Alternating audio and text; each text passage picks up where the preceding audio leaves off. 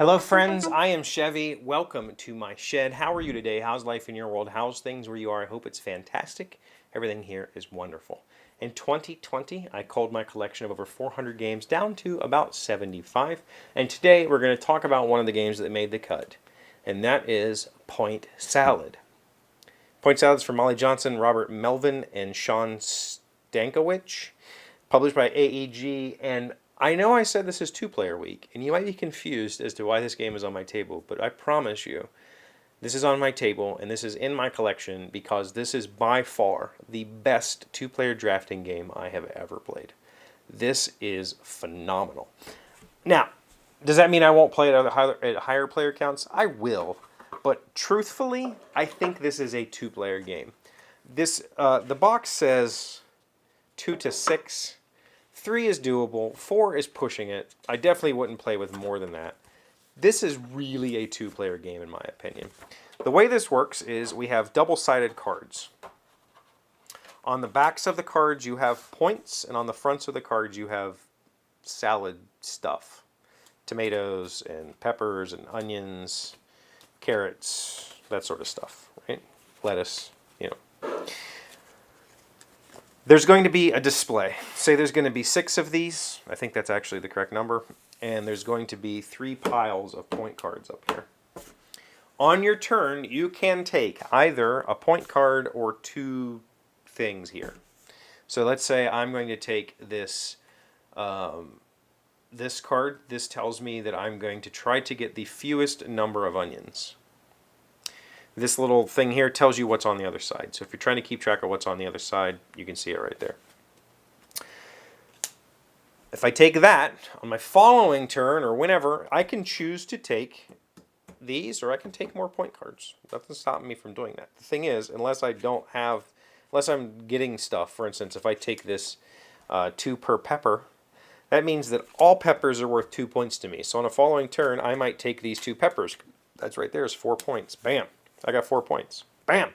And then we would fill these back in.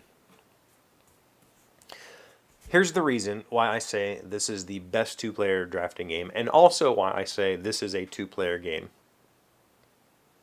In a 4 or more player game, or even in a 3-player game, these cards change so rapidly, you really have very little control over what you're trying to do. You don't really have the ability to plan.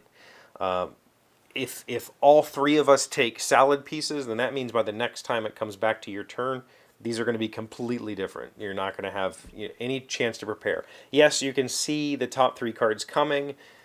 That's minor in a 3-player game. In a 4-player game, it's still basically impossible to try to set up any sort of strategy. But in a 2-player game, all of those decisions become significantly more interesting. I now have the pepper card. These stack. So if I take this card gives me 2 points for each carrot that I have and 1 point for each pepper that I have. And I lose 2 points for taking cabbage. I think that's cabbage, yeah. So these stack. This now means that all these peppers are worth 3 points to me. And this is all public information. So on your turn, you can see, oh, well, right now, oh, you already have 2 peppers and they're worth 3 points to you. You don't want me to have this card. This card's really good for me. It means these are 5 points. And if I take 2 more peppers, that's 10 points. And so on. So you might draft this just to keep it away from me. Or you might take from this column so that it flips over and becomes lettuce. Even though you don't need lettuce or carrots. You might say, well, taking a, let's pretend that you have this 1 point lettuce card. Taking this 1 point lettuce so that this flips is better for you than me getting this card. That's why this is a brilliant 2-player game. The board doesn't change fast enough between 2 players so that there are very interesting decisions every single time. And knowing that what's coming out is going to be, I can see what's coming. I can see the point cards that are available to me. Sure, what point card is under here is completely random, and you might get a flip that's very good for you. It might have turned out that this card flipped on the end of your turn. You took something here. This was on top. That sucks for you because I get to take it now. Those moments do happen, but the majority of the points that you're going to score are going to be through manipulating this board. It's going to be through the salad stuff that you take. It's going to be, trying to flip over cards that your opponent needs and hiding those point values because, you know, they're not yours anymore. Brilliant two-player game. It works so freaking well. Saying that this is my favorite two-player drafting game is a bit of a stretch because other than Tides of Time and Tides of Madness from Portal Games, I don't know that I've played any other two-player drafting games. I have not played Seven Wonders Duels. I need to try that. I've heard it's amazing.